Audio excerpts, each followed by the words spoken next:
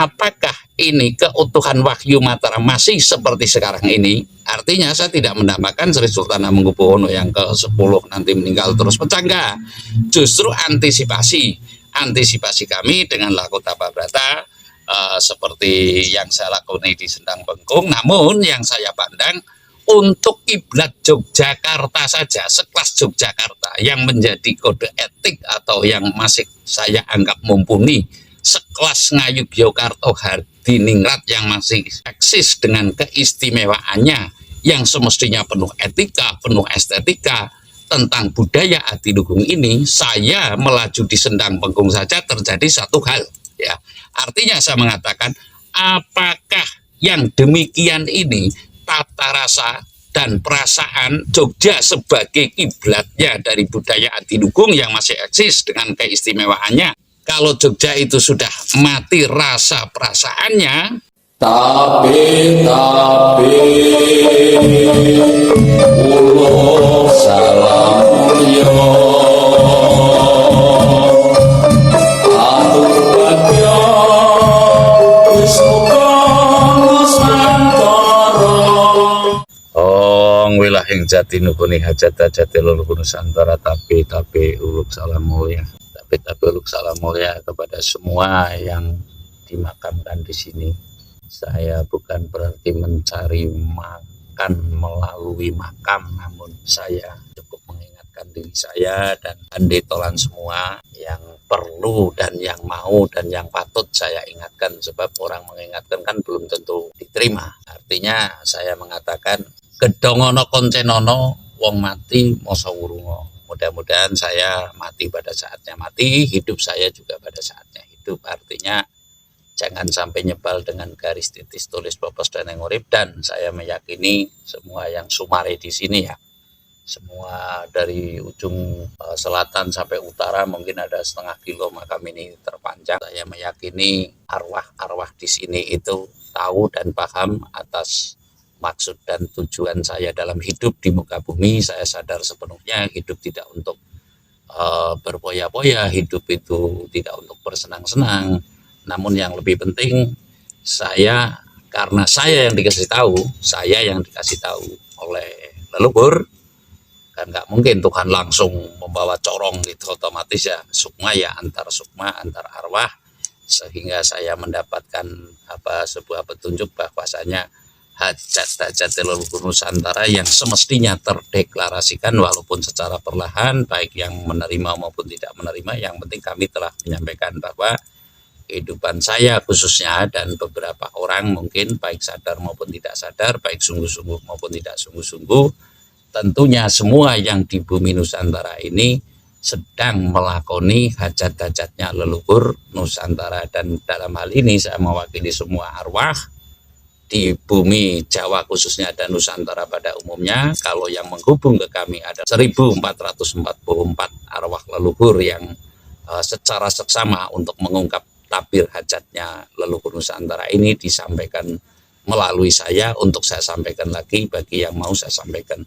Sekilas saya akan menceritakan bahwa saya telah sekian hari leledo atau melakukan perjalanan berkelana lah, cara Om Irama itu, cara mudahnya itu berkelana, ya Mas Nanang, berkelana dalam posisi mangamangu talang temoleh, karena segala sesuatu tentu tidak mulus perjalanannya dan saya pun memaklumi. Namun sebagian saya juga ada satu hal yang secara jujur saya sulit untuk memaklumi, karena pemahaman terhadap hajat-hajatnya leluhur ini saya merasa tidak main-main.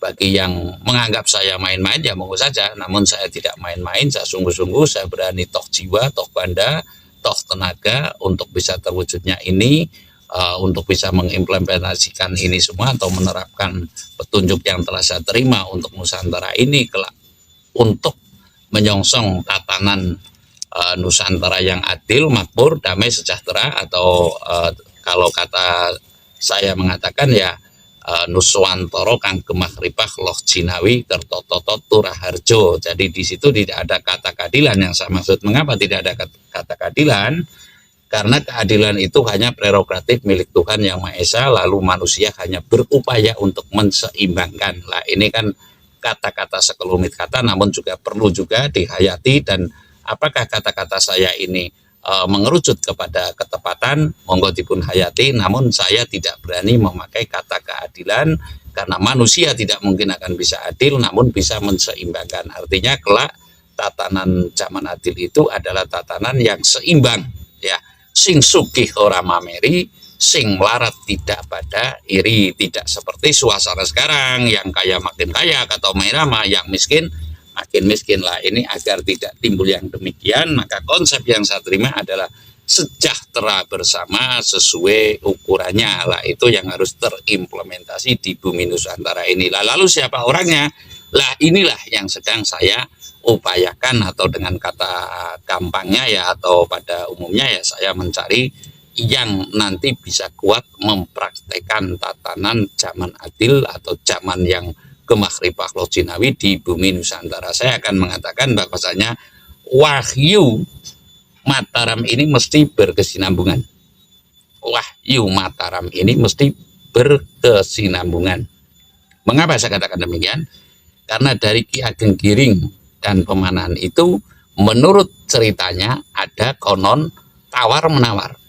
Tawar-menawar yang dimaksud nanti pada urutan yang ketiga kembalilah kepada turunanku. Karena mengapa?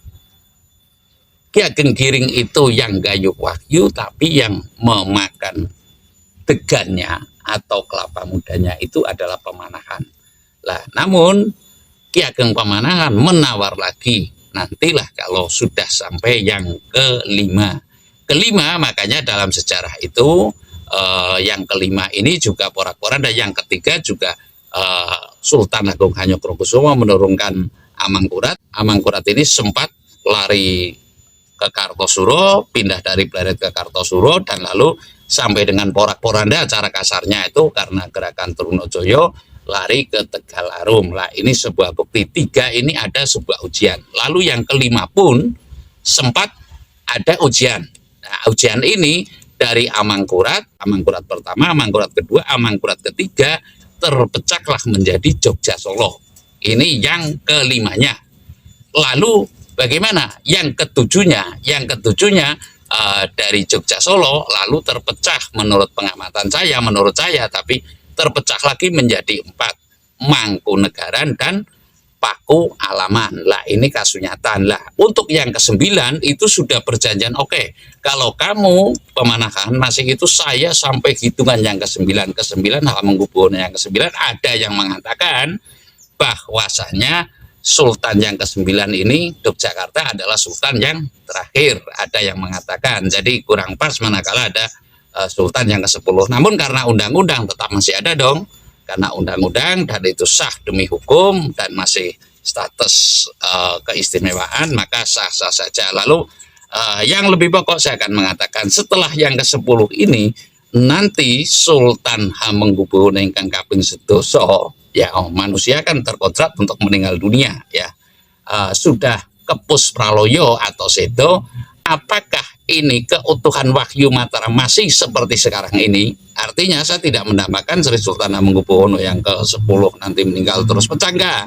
Justru antisipasi kami dengan Lakotapa Brata seperti yang saya lakoni di Sendang Bengkung. Namun yang saya pandang untuk kiblat Yogyakarta saja, sekelas Yogyakarta yang menjadi kode etik atau yang masih saya anggap mumpuni, sekelas Ngayogyakarta Hadiningrat yang masih eksis dengan keistimewaannya, yang semestinya penuh etika, penuh estetika tentang budaya Adiluhung ini, saya melaju di Sendang Bengkung saja terjadi satu hal, ya. Artinya saya mengatakan, apakah yang demikian ini tata rasa dan perasaan Jogja sebagai kiblatnya dari budaya Adiluhung yang masih eksis dengan keistimewaannya? Kalau Jogja itu sudah mati rasa perasaannya, ya mohon maaf saya tidak menuding satu dan yang lain, artinya sudah mati dengan bukti saya terhengkang dari Sendang Bengkung. Bagaimana Indonesia ini akan bisa berkiblat? Karena yang saya pandang Yogyakarta ini, merdekanya Indonesia saja berawal dari Yogyakarta dengan pembiayaan dari Sri Sultan Hamengkubuwono yang ke-9.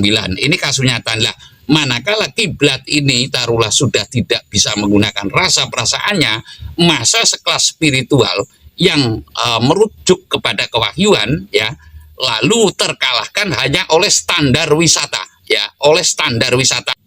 Apakah nanti ya Wahyu Mataram sudah betul-betul akan hilang setelah Kepuse atau Sedane Sri Sultan Hamengkubuwono yang ke-11 atau yang ke-10? Lah ini perlu sebuah perhatian khusus dari kita semua. Artinya saya nyeleke kepada panjenengan semua, saya hanya pelaku sebisa saya, namun ini merupakan pertimbangan yang cukup matang yang perlu kita pertimbangkan bahwasanya apakah mungkin Wahyu Mataram sudah tidak ada sambungannya lagi, tidak berkesinambungan lagi. Ini yang saya maksud ya. Manakala sudah tidak berkesinambungan, niscaya ya, niscaya terjadilah sebuah dongenge wong sepuh sinebut zaman baro-baro. Wong Jawa gari separo, Cina Landa gari sejodoh. Lah, mengapa saya mengatakan demikian? Karena yang namanya Wahyu Mataram itu adalah pancer atau ibarat sapu, itu merupakan suh daripada Nusantara ini. Jadi dalam kali ini saya mengatakan apabila Wahyu Mataram sudah tidak bisa berkesinambungan, niscaya baro-baro akan terjadi. Saya rasa demikian. Terima kasih. Sirap kabeh murkaan karasin pada